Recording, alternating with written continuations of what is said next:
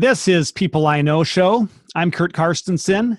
A different type of episode today. I'll call it a bonus episode. I wasn't going to put out a normal episode today on Friday, the typical day that I release an episode. I was going to take a week off, actually.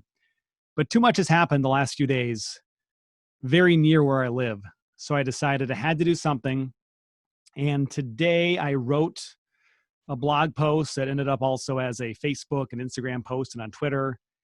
And I thought, it seems like a good idea if I do a brief episode with me reading what I wrote today, because it's where I stand, it's how I feel. And it really does relate to this podcast in general. Although I'm not talking to a person that I know, person that's influenced me today. I talk to people that have changed my mind and how my mind has changed and in what reasons. So the thoughts I put together in this blog post fit well with the podcast. And for this episode, I will read it to you today. Minneapolis. Whenever I leave the borders of Minnesota or the United States, I claim to be from Minneapolis. Technically, it's not true. I didn't grow up there. I've never resided within the city limits. I write this from my home in the suburbs. Still, I call Minneapolis home. As a kid growing up on the farm, more than 2 hours from the city, all of my favorite sports teams were from Minneapolis. As an adult working, volunteering, or socializing in or near the city, it's allowed me to meet and connect with countless individuals from all sorts of backgrounds and upbringings. My worldview continues to shift and improve because of Minneapolis. Now this. In a matter of days, my city has physically transformed and crumbled in a way I could not have envisioned. It is the new epicenter of outrage and injustice of an egotistical and entitled nation that pats itself on the back for how great it is, while ignoring the many ways it is and has been awful. The past 2 nights have been a perfect example, and it appears that I am part of the problem. I was horrified watching the live video of the chaos on Wednesday night. By Thursday night, I had come to expect it. Nothing surprised me. This is our current reality, and we are on the brink of it becoming our new norm throughout the country. Remember when mass murder and school shootings were uncommon? I barely can. It's normal. We've done nothing to change the pattern. It will continue. And those are isolated incidents. Rarely will someone be personally impacted by that repeatedly. It's replaced after a few days in the news cycle, and those of us on the outside carry on with our busy lives. Remember when systemic racism was uncommon? No. This country was built on it. Of course, I can recall earlier in my life when I didn't understand it or think it was a big problem, but it's always existed. It's just that now, with the prevalence of video recording, we all can witness specific incidents of racism unfolding before our eyes. Emotions are powerful. The anger that we are witnessing with the protest has always been there. It's been building for years and generations, especially by the individuals continually impacted and living with fear that something bad will happen again, and no one with power seems to care enough to make a change. Anger is justified. Protesting is justified. I don't think I can go as far as saying that rioting and looting are justified, but I understand why it escalates to that. Maybe that's what it takes to finally be heard. There's a segment of the population of this country that feels like they are left behind, discarded, mistreated, and abused. The system is not designed for them. It is designed to keep them down.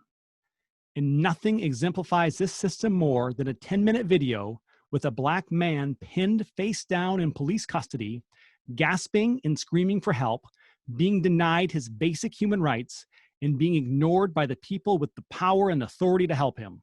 Ignored until minutes after he's taken his last breath. Horrific.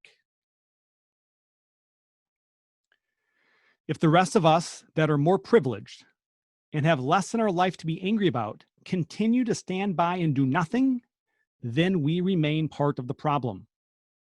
And I admit, I'm part of the problem. I'm privileged. I rarely feel anger. I'm writing this because I haven't done enough. This certainly isn't enough, but maybe you haven't yet educated yourself on systemic racism. It wasn't taught to me in high school. I've learned about it by having conversations with people that experience it, listening to people that have studied it and can explain it, and occasionally witnessing it. What I fear happens, and what I don't want you to do, is to be initially upset by the death of George Floyd, but then be even more upset with the rioting and allow those events to justify your opinion on how and why certain people are allowed to be treated poorly. Keep this in mind. People are angry in this country for many reasons. There is plenty of evidence to indicate that people involved in instigating some of the rioting and looting are not there for George Floyd protests. They're motivated by something else that we might not understand yet, but they want to fuck shit up. And they have found this to be a perfect opportunity.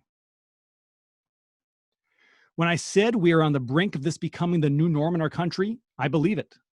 This country is getting more and more divisive. There are many segments of the population that are fed up. And what's been happening in my city could very well continue here for a while or spread to areas that aren't yet prepared to stop it. And the next time an event takes place that consolidates so much anger, it could happen again. And if the people that are coming to fuck shit up get away with it, there's no reason to think their movement won't grow larger and continue to instigate anywhere in the country where they see an opportunity. Communication. It is what we need most right now. We need to be willing to have these conversations. And most importantly, we need to listen to people that are angry and understand them better than ever before. And we need to allow ourselves to change our minds. Maybe our current opinion isn't the best one. Imagine what would have been avoided if any one of those 4 police officers would have allowed the desperate cries of George Floyd to impact their actions, to listen to that man in that moment and adjust their way of thinking or their behavior because of what they hear, to have a conversation with and have concern for someone that had somehow become an enemy. We are not enemies. We can all get along and come to an understanding. We don't have to agree, but we can feel like we are heard. I saw something clearly positive at 3 a.m. today while watching a live internet video from Minneapolis. The video appeared to be outside a police precinct with as many as 50 officers guarding the front entrance. There were a handful of protesters across the street. One of the protesters walked to the middle of the street to have a conversation with one of the cops. A few other protesters gathered. After a couple minutes, the officer went back to chat with the other officers and they abandoned their posts. A few officers stayed outside and continued to have peaceful conversations with the protesters. This was the first sign of progress I had witnessed. It needs to become the norm for all of us. We need to keep having conversations, and we need to keep learning from others. Thank you.